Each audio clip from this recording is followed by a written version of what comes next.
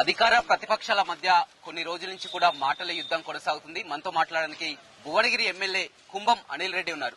చెప్పండి, మొత్తం మీరు చూస్తుంటే సంవత్సర కాలం అవుతుంది కాబట్టి రేపటి నుంచి కూడా ప్రజా ఉత్సవాలకు కూడా సిద్ధం అవుతుంది కాంగ్రెస్ పార్టీ. కానీ బీఆర్ఎస్ ఆరోపిస్తుంది ఈ ప్రజా ఉత్సవాలు దేనికోసం, ఏం చేశారని. మీరు ఇచ్చినటువంటి గ్యారంటీలను కూడా ఏవి కూడా అమలు చేయకుండా ఏ మొహం పెట్టుకొని ఉత్సవాలు చేస్తారని కూడా కేటీఆర్, హరీష్ రావు చెప్తున్నారు. మీరేమంటారు? నమస్కారం. సరే, ఈరోజు మాది ఇప్పుడే సంవత్సరంగా వస్తుంది. వాళ్ళు 10 ఏళ్లలో ఏం చేశారని మేము అడుగుతున్నాం.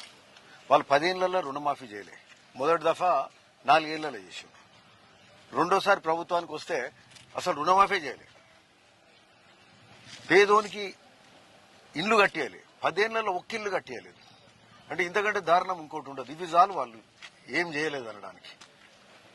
అడ్డగోలు ప్రాజెక్టులు, అవసరం లేని ప్రాజెక్టులు కట్టిరు. తెలంగాణ ప్రజల నెత్తిలో అప్పులు మోపిరు తప్పితే మూసీ ప్రక్షాళన అన్నారు. మూసీ ప్రక్షాళన మాత్రం చేయలే. ఏది అవసరమో అది చేయకుండా నాడు కాంగ్రెస్ చేపట్టిన ప్రాజెక్టులు కొంత బడ్జెట్లో ఉన్న వాటిని 4 ఇంతల బడ్జెట్లు పెంచి అడ్డగోలు ప్రాజెక్టులు అవసరం లేకుండా, డిజైన్లు లేకుండా త్వరగతిన కడితే కూలిపోయే ప్రాజెక్టులు కట్టిరు. కాళేశ్వరం లాంటి కూలిపోయే ప్రాజెక్టులు కట్టిరు.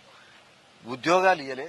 ఉద్యోగాలు ఇస్తామని ఆఖరి 2 సంవత్సరాల ముందు ఉద్యోగాలు ఇస్తామని మరి ప్రశ్నాపత్రాలు పరీక్షలు పెడితే ప్రశ్నాపత్రాలు లీక్ అయినాయి. ఒకసారి కాదు, 2 సార్లు కాదు, ప్రశ్నాపత్రాలు లీక్ అవుతాయి, లేకపోతే కోర్టులు అడ్డం పడతాయి. అంటే కోర్టులు అడ్డం పడకుండా దానికి తగ్గట్టుగా అన్ని తయారు చేసుకుని ఉద్యోగాలు ఇచ్చే కార్యక్రమం చేయాలి. మా చిత్తశుద్ధి చూడండి, మేము వచ్చిన సంవత్సరం లోపు 50,000 ఉద్యోగాలు ఇచ్చినాం. అంటే చిత్తశుద్ధి ఉంటే నిజంగా ఇవ్వాలని, మేలు చేయాలని అంటే తప్పకుండా అవుతుంది. మాకు మేలు చేయాలని ఉంది కాబట్టి రైతులకు రుణమాఫీ 2 లక్షల రూపాయలు రైతు రుణమాఫీ చేసినాం. 2 లక్షల రూపాయల రైతు రుణమాఫీ ఖచ్చితంగా జరిగింది. ఏదైనా బ్యాంక్ అకౌంట్స్ ఎర్రర్లు ఉంటే ఆడ మాత్రమే జరగలేదు. 2 లక్షల కంటే పైన ఉన్నాయి, కాలేదు. అవి కూడా డిసెంబర్ లోపల అవుతాయి. సరే, ఏది ఉన్నాయంటే ప్రభుత్వాలకు ప్రజలకు ఇచ్చిన మాట నెరవేర్చడానికి ఓ చిత్తశుద్ధి ఉండాలి, ఓ నీతి నిజాయితీ ఉండాలి. ఆ నీతి నిజాయితీ మా కాంగ్రెస్ ప్రభుత్వానికి ఉంది. ముఖ్యమంత్రి రేవంత్ రెడ్డి గారికి ఖచ్చితంగా ఉన్నది.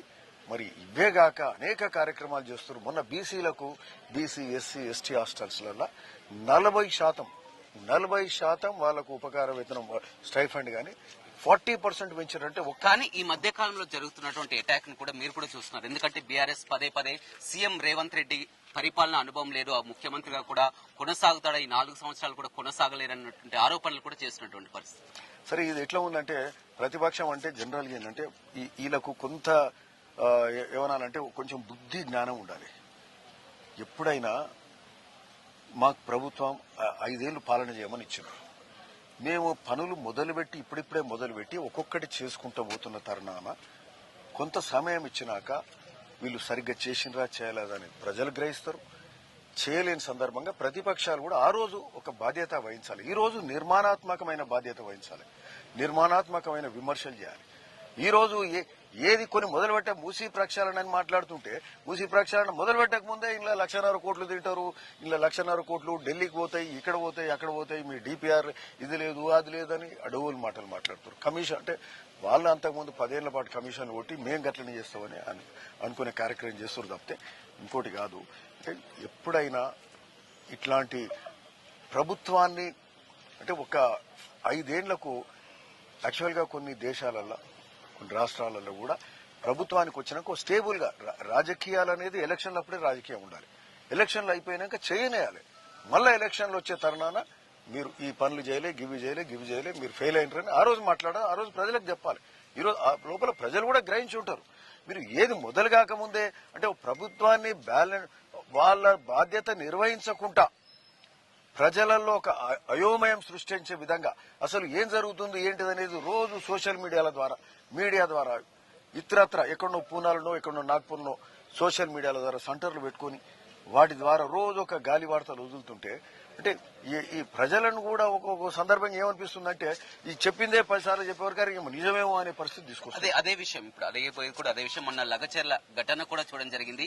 కొడంగల్ సొంత నియోజకవర్గం, సీఎం రేవంత్ రెడ్డి సొంత నియోజకవర్గంలో కూడా ఆ విధంగా దాడి జరుగుతుంది. మేము గతంలో మల్లన్న సాగర్ కట్టినప్పుడు కూడా 1కి 10 సార్లు వెళ్లి కూడా కన్విన్స్ చేశాం, ప్రజాభిప్రాయ సేకరణ అంటే ఆ విధంగా చేశామని కూడా హరీష్ రావు, కేటీఆర్ చెప్తున్నటువంటి పరిస్థితి.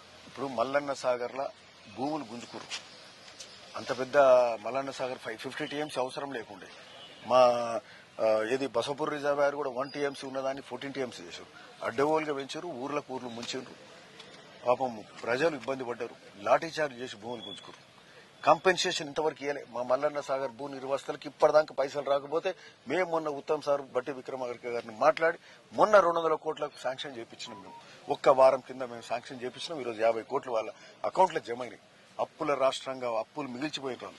అప్పుల రాష్ట్రంగా ఉంటే కూడా ఈరోజు భూ నిర్వాసితులకు కూడా నిధులిచ్చే కార్యక్రమం చేస్తున్నారు. వాళ్ళు ఇష్టం వచ్చినట్టు చేసిరు తప్పితే మేము పద్ధతిగానే చేస్తున్నాం. అక్కడ ఏది మన లగ్గచర్ల కూడా ఆ నరేందర్ రెడ్డి ఒప్పుకున్నాడు. ఇది కేటీఆర్ ఫోన్ కాల్స్ ఉన్నాయి. కేటీఆర్ మాట్లాడిండు. వాళ్ళు ప్రేరేపించి దాన్ని అంటే ఏదన్నా ఒక కార్యక్రమం ఉన్నప్పుడు మంచి కార్యక్రమం చేస్తున్నప్పుడు రోడ్ వేస్తుంటే అక్కడ భూ నిర్వాసులు తప్పకుండా ఇంతో బాధ ఉంటుంది. వాళ్ళని రెచ్చగొట్టే కార్యక్రమం చేస్తే ఏమైతే ఇంకొక చెప్పేది అవుతుంది. ఇప్పుడు ఏడ ఓ ఫ్యాక్టరీ పెట్టాలన్నా ఏడనన్నా పబ్లిక్ హియరింగ్ అవుతున్నప్పుడు మేము కూడా పోచంపల్లిలో పొలిటికల్ ఇది ఫ్యాక్టరీస్ కెమికల్ ఫ్యాక్టరీస్ పెడుతున్నప్పుడు కాలుష్యం ఉన్నదని చెప్పి మేము కూడా గొడవ చేసినాం. కానీ ఆ గొడవ మితిమీరిపోతే ఏమవుతుంది, లాఠీ చార్జీలు అవుతుంది. ఇప్పుడు కలెక్టర్ను కొట్టే పరిస్థితి తెలంగాణ రాష్ట్రంలో 10 ఏళ్ల పాటు టీఆర్ఎస్ ప్రభుత్వం ఉన్నప్పుడు ఏ కలెక్టర్ను మేము ఇది చేయలే, ఏ అధికారిని మేము ఇట్లా చేయలే. ఈరోజు ఇట్లాంటి చేసే అంటే కేటీఆర్ వాళ్ళకు ఓపిక లేకుండా పోయింది. 10 ఏళ్ల పాలన చేసిన వాళ్లకు రాజులాగా రాజరిక పోకడలు అన్ని అనుభవించి ఈరోజు ఓపిక లేకుండా ఓర్వలేనికుంటా ఇట్లాంటి మా నాయకత్వం మాకు ఇంకా దీని మీద ఎక్కువ ఓపిక పడుతున్నారు. ఏ దాని మీద ఎంక్వైరీలు చేసినా, ఏ భూమి మీద ఎంక్వైరీ చేసినా, ఎక్కడ చేసినా కూడా ప్రాజెక్ట్స్. కానీ మీరు ప్రజాోత్సవాలతో మీరు జనం ముందుకు వెళ్తే మీరు చేయనటువంటి పనులపై మేము కూడా జనం ముందుకు వెళ్తామని కూడా బీఆర్ఎస్ చెప్తుంది. ఇది ఎట్లా మీరు ఏదైతే ప్రజా ఉత్సవాల పేరు ఈ సంవత్సర కాలంలో ప్రజల్లోకి వెళ్లి ఉత్సవాలు చేస్తున్నట్లే ఇచ్చినటువంటి ఏ హామీలు నెరవేర్చలేదు, మేము కూడా జనాల్లోకి వెళ్లి కూడా వివరిస్తామని కూడా బీఆర్ఎస్ అంటున్నటువంటి పరిస్థితి. ఇప్పుడు ఎట్లుంటదంటే ఓ 10 హామీలు ఇచ్చినాం, లెటర్స్ ఓ 6 గ్యారెంటీలు ఇచ్చినాం. 6 గ్యారెంటీలు జనరల్ గా ఏముంటుందో 10 ప్రశ్నలు వేసినప్పుడు ఓ ప్రశ్నాపత్రం ఉంది 10 ఇచ్చినప్పుడు ఓ 6-7 ఇటుకి జవాబు సరిగ్గా వస్తే అంటే ఫస్ట్ క్లాస్ అన్నట్టు. స్కూల్ పిల్లగాడు ఎగ్జామ్ రాస్తే 10కి 6 పాస్ అయితే 60% ఫస్ట్ క్లాస్ అన్నట్టు. 70కి అబౌవ్ అంటే డిస్టింక్షన్ అన్నట్టు. ఈరోజు మేము 6 గ్యారెంటీలలో డిస్టింక్షన్లు ఉన్నాం. మేము అంటే తెలంగాణ ప్రభుత్వం డిస్టింక్షన్ ఫస్ట్ క్లాస్ కంటే ఎక్కువ డిస్టింక్షన్లు ఉన్నాం. ఆల్మోస్ట్ అంటే రుణమాఫీ చేసి పేదోనికి ఇల్లు ఇస్తే, ఇందిరమ్మ ఇల్లు కూడా ఇస్తే 100కి 90% వరకు ఉంటాం. ఇప్పుడు 100కి 100% అంటే ఇప్పుడు గిట్లా ఇన్ని అప్పులు చేసారు, ఇట్లాంటి దివాలా ప్రభుత్వాన్ని దివాలా తీసారు. ఆర్థిక వ్యవస్థ ఇంత దివాలా చేశారని మాకు తెలియదు. రైతు భరోసా అందట్లేదు, రైతు బంధు అందట్లేదని కూడా చాలా వరకు విమర్శలు వస్తున్నటువంటి ఇది కూడా తప్పుడు కార్యక్రమం. ప్రతి దాని మీద అపవాదాలు చేసి బదనం చేసే కార్యక్రమం ఎట్లా చేస్తున్నారు. ఈరోజు మేము చూస్తున్నాం కదా, వడ్ల కొనుగోలు ఒక వారం 10 రోజులు ఇబ్బంది అయింది. ఈసారి పర్టికులర్ గా ఏమైందంటే వడ్ల కొనుగోలు రైస్ మిల్లర్స్ వాళ్ళ రైస్ మిల్స్లలో ప్రభుత్వం ఏదైతే వడ్ల కొనుగోలు చేసి రైస్ మిల్లకు అప్పచెప్పినప్పుడు ఆ వడ్లు ఆ స్టాక్స్ లేకుండా పోయినప్పుడు ఆ వడ్లకు ఎవరి పైసలైనా ప్రభుత్వమే ప్రజలే అన్నట్టే. మరి దాన్ని అకౌంట్ ఫర్ చేయడానికి రైస్ మిల్లర్ను టైట్ చేసినప్పుడు 10 రోజులు వడ్ల కొనుగోలు జరగని పరిస్థితి. బట్ అది ఎప్పుడు కూడా దాదాపు 1.5-2 months ప్రతిసారి వడ్ల కొనుగోలు ఇంతో అంత అవుతుంది. ఎందుకంటే పంట అంతా ఒక్కసారి వస్తుంది, ప్రతిసారి ఇబ్బంది అవుతుంది. బట్ ఈసారి ఒక్క 10 రోజులు ఇబ్బంది ఉండొచ్చు, 10-12 రోజులు ఇప్పుడు పర్ఫెక్ట్ గా ప్యాడీ ప్రొక్యూర్మెంట్ అవుతుంది, మంచిగా అవుతుంది. బోనస్ కూడా 500 రూపాయలు సన్న ఓట్లకు కూడా ఇచ్చే కార్యక్రమం జరుగుతుంది. చాలా పర్ఫెక్ట్ ప్రొక్యూర్మెంట్ అవుతుంది. ఉత్తమ్ కుమార్ రెడ్డి గారు పూర్తి స్థాయిలో దీని మీద దృష్టి పెట్టారు. మళ్ళీ అట్లే civil supplies commissioner DS Chauhan కూడా పర్ఫెక్ట్ చేస్తారు. పోయినసారి కూడా వడ్లు కొన్నాక 15 రోజులకు పైసలు వచ్చేది, ఈసారి 3వ రోజే పైసలు వస్తున్నాయి. 3వ రోజు బోనస్ కూడా 3వ రోజే బోనస్ కూడా ఇచ్చే కార్యక్రమం చేస్తున్నారు. లారీల షార్టేజ్ లేదు, గన్ని బ్యాగ్ షార్టేజ్ లేదు. వడ్ల కొనుగోలు పర్ఫెక్ట్ గా జరుగుతుంది ఎక్కడ కూడా. ఇక చివరిగా బీజేపీ విషయానికి వస్తే మొన్న మూసి ప్రక్షాళన కోసం సీఎం రేవంత్ రెడ్డి కూడా అక్కడ వచ్చి మీ దగ్గర మీ ఏరియాలో పాదయాత్ర కూడా చేయడం జరిగింది. కానీ గతంలో సీఎం రేవంత్ రెడ్డి ఏదైతే మూసి వద్ద మీరు నిద్ర చేయాలి ఉండాలన్నారో దానికి తగ్గట్టుగానే కిషన్ రెడ్డి కానీ అదేవిధంగా ఎంపీ ఈటెల రాజేందర్ కానీ నిద్ర చేస్తూ కూడా వారు సవాల్ విసురుతున్నటువంటి పరిస్థితి ఏమంటారు? సరే, ఈ సవాల్ అనేది ఈ సవాళ్ళకు ప్రతి సవాల్ అనే దానికి కాదు. యాక్చువల్గా సరే సవాల్ విషయానికి వస్తే కూడా రేవంత్ రెడ్డి గారు ఏమన్నారు, మా ముఖ్యమంత్రి గారు, మీరు 3 నెలలు మూసి దగ్గర నిద్ర చేయండి, నిద్ర చేసి ఆడనే ఉండి మీరు అంతా మంచిగా ఉందనుకుంటే ఓకే, మీరంతా మంచిగా నిమ్మలంగా బాగానే ఉన్నారు, మీ ఆరోగ్యాలు బాగున్నాయి, అంత మంచిగా మేము కూడా ఓకే మూసి ప్రక్షాళన ఆపేద్దామని కూడా అన్నారు. మేము అన్నది 3 నెలలు, వారు ఉన్నది ఒక్క పూట. సాయంత్రం పోయేదో మంచిగా సాక్స్ వేసుకొని ఆడ మంచిగా కొత్త కొత్త బెడ్షీట్ పెట్టుకొని మంచిగా నిమ్మలంగా వండుకొని ఇది కాదు కదా మేము కోరుకుంది. పేదోడు ఉన్నట్టు ఉండాలి. నువ్వు ఉన్నావు అట్లా. మేము అన్నది 3 నెలలు 3 గంటలు కాదు. కిషన్ రెడ్డి గారు ఈరోజు బీజేపీ భారతీయ జనతా పార్టీ రాజకీయం చేస్తుంది. ఈరోజు ఒక్కటి చెప్తున్నాం, మూసీ ప్రక్షాళన మీద ఆల్ పార్టీస్ పాదయాత్రలు చేసింది. భారతీయ జనతా పార్టీ చేసింది, టీఆర్ఎస్ చేసింది, కాంగ్రెస్ చేసింది, కమ్యూనిస్టులు చేసిండ్రు, సిపిఐఎం అందరం చేసినాం. మూసీ ప్రక్షాళన అట్ మోస్ట్ ఇంపార్టెంట్.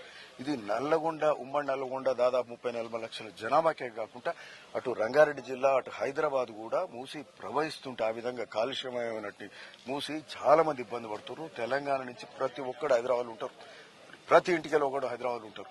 వాళ్ళందరూ కూడా ఇబ్బంది పడుతున్నారు. ఇక్కడ పండే పంట ఇవన్నీ కూడా హైదరాబాద్ పోతున్నాయి. చేపలు కానీ పాలు కానీ కాలుష్యమైన ఆహారం పోతుంటే అందరు ఇబ్బందులు పడుతున్నారు. సో ఈ రోజు ఒక్కటి కిషన్ రెడ్డి గారిని ఇంకోటి కూడా ప్రశ్నిస్తున్నాం. ఈ మూసీ ప్రక్షాళన ఇస్ అట్ మోస్ట్ ఇంపార్టెంట్. మీరు సబరిమతి దగ్గర చేస్తారు, సబరిమతి దగ్గర ఇల్లు పోలేదా? అక్కడ కూడా ఇల్లు తరలించారు కదా. మరి ఈడనేమో ఇల్లు కూలగొట్టద్దు అంటున్నారు. మీరేం చేసిరాడా? మేము ఇల్లు కూలగొడతామంటలేం. ఇండ్లు వాళ్ళకి ఆల్టర్నేట్ హౌసెస్ ఇస్తాం, వాళ్ళకి మంచి ప్యాకేజ్ ఇస్తాం, వాళ్ళ పిల్లల స్కూల్ ఎడ్యుకేషన్ ఇవన్నీ కూడా చూపెట్టి ఇంకా వాళ్ళ దారి ఖర్చులకే కాకుండా ఇంకా బాగా చేసే ప్రధానమైనటువంటి డిమాండ్ ఇట్లా బఫర్ జోన్ లో ఉన్నటువంటి పేదలిండ్లను కూర్చి ఇక్కడ మాల్స్ కానీ షాపింగ్ మాల్ కట్టాల్సినటువంటి అవసరం ఏందని కూడా ప్రధాన. ఇది ఎట్లుంటదంటే ఫస్ట్ మేము మూసీ పునరుజ్జీవం గురించే మాట్లాడుతున్నాం. మాల్స్ గీల్స్ అనేది సబ్జెక్ట్ కాదు. మూసీ పునరుజ్జీవం చేసినప్పుడు మూసీ ఎంబడి చాలా స్థలాలు ఉంటాయి. చాలా స్థలాలు ఉన్నప్పుడు అక్కడికి సంబంధించిన స్పోర్ట్స్ ఫెసిలిటీస్ కానీ, అక్కడికి సంబంధించి కమర్షియల్ సెంటర్స్ కానీ, ప్లే ఏరియాస్ కానీ, రిక్రియేషన్స్ కానీ, ఒక కల్చరల్ సెంటర్స్ కానీ, హైదరాబాద్ నగర చరిత్ర, హైదరాబాద్ మన సాంప్రదాయం ఇవన్నీ కూడా చెప్పే విధంగా చేస్తే అంటే హైదరాబాద్ ఖ్యాతి, తెలుగోడు ఖ్యాతి, ఇంకా మన హైదరాబాద్ రాష్ట్ర ఖ్యాతి కూడా, తెలంగాణ రాష్ట్ర ఖ్యాతి కూడా పెరుగుతుంది. అంటే హైదరాబాద్ అనేది ఒక ఆర్థిక చోదక శక్తి తెలంగాణ రాష్ట్రానికి. అంటే ఆ విధంగా కూడా అన్ని ఆలోచించాల్సిన అవసరం ఉన్నది. మనము మూసీ సుందరీకరణ, మూసీ ఇవన్నీ కలిసి ఉన్న కార్యక్రమం. సో ఇది అట్మోస్ట్ ఇంపార్టెంట్. మన ప్రజల ఆరోగ్యం కానీ, హైదరాబాద్ నగరాభివృద్ధి కానీ, ఈ నదీ పరివాహక ప్రాంతం ఉన్న కుల వృత్తుల వాళ్ళది కానీ, ముదిరాజులది కానీ, రజకులది కానీ, కుమ్మరి వీళ్ళందరిది కానీ కుండలు చేస్తే కూడా కుండలు అయిపోతున్నాయి. ఇప్పుడే ఈ బీసీ కమిషన్ దగ్గర చెప్పారు. బర్లపాలు విషతుల్యమైనవి, గొర్రెలు బర్రెలు కూడా కడతలే ఉంటారు. ఎవడరు సూడు వస్తలేదు. అంటే ఇట్లాంటి పరిస్థితుల్లో బతకాల్సిన అవసరం ఏం అవసరం వచ్చింది? తెలంగాణ రాష్ట్రంలో పుట్టిన వాడు అందరూ కూడా మంచిగా బతకాల్సిన అవసరం ఉంది. సో ఇది ఖచ్చితంగా ముఖ్యమంత్రి గారు చేస్తామంటారు. కిషన్ రెడ్డి గారు కానీ, కేటీఆర్ కానీ దీని మీద రాజకీయం చేయకండి.